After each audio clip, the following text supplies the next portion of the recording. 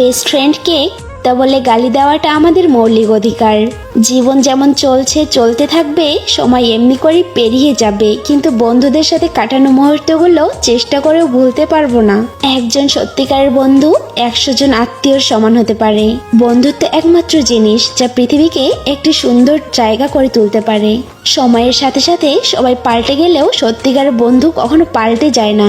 বিপদে আপদে সবাই ছেড়ে গেলেও কখনো বন্ধু ছেড়ে যায় না।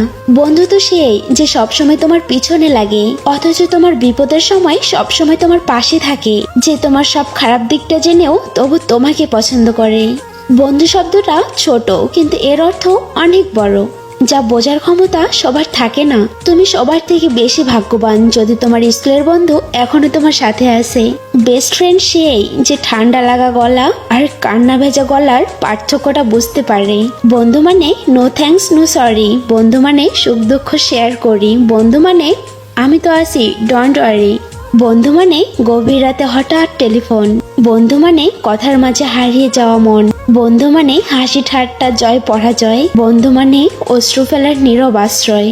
বেস্ট ফ্রেন্ড রেগে গেলে আমাদের সর্বদা তাকে মানানো উচিত, কারণ সে আমাদের সব রহস্যই জানে। বন্ধু তো সেই যে হাজার ব্যস্ততার মাঝেও একবার হলেও বলে, ওই কি করছিস। রাত সুন্দর চাঁদ উঠলে, দিন সুন্দর সূর্য উঠলে, বাগান সুন্দর ফুল ফুটলে, আর জীবন সুন্দর তোমার মতো ভালো একটা বন্ধু থাকলে। না আছে এক্স, না আছে নেক্সট, আমার কাছে বন্ধুরাই বেস্ট।